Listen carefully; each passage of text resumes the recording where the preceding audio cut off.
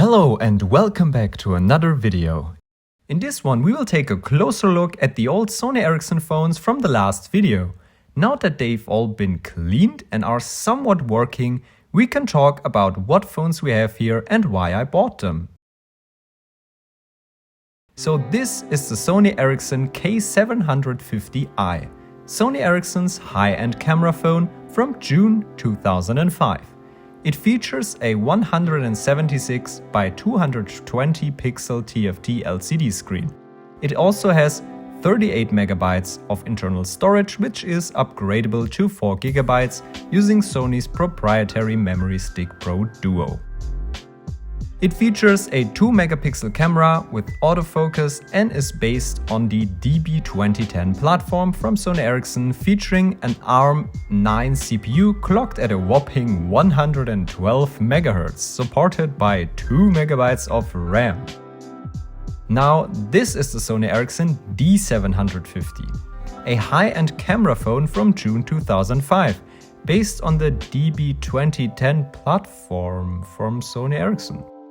And this is the W800i, a high-end music phone from August 2005, based on the W700. Wait a minute.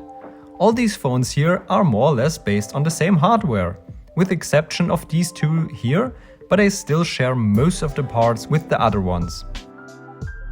So let's start at the K750i. It was the international variant of the K750 camera phone from 2005. The I in the name signals it is the international version.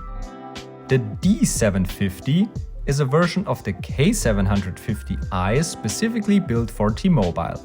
The hardware is exactly the same, but they changed the case design a bit. Then later in 2005, Sony Ericsson needed a competitor to music-focused phones like the Motorola Rocker and other offerings from Nokia and Samsung.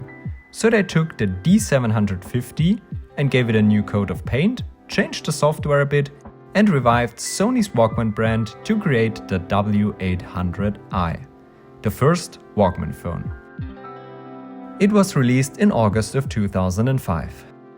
The hardware stayed the same as the D750 or K750, but they added a larger included memory stick from music. In this case, 512 MB. They also added a better headset.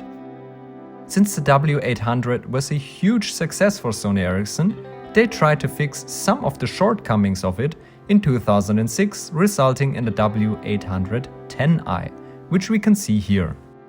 It was released in January of 2006, and for the first time in two colors. It offered a more rounded design but still used the K750 midframe. The platform was upgraded from the W700 to W712. Sadly, I can't find any information what actually changed between the two, but it seems like a minor revision.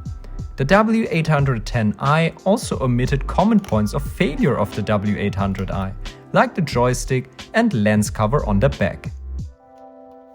As we can see here, the K750 has an activity button to get into menus, for example for multitasking, and the W800 has a Walkman shortcut here.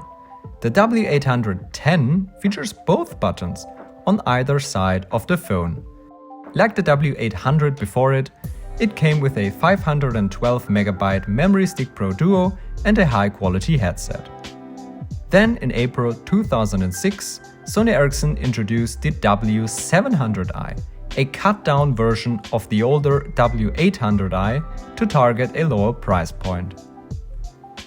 For this, the color scheme was altered again, and the 512 MB memory stick replaced with a 256 MB one.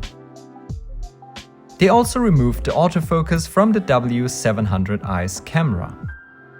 So now that we know everything about all these phones, we can do the mods, starting with the hardware in the next episode. Here is a sneak peek. I think you will enjoy it. Until then, thanks for watching. If you like this video, I would really appreciate a thumbs up. If you want to see more content like this, consider subscribing, and I'll see you next time.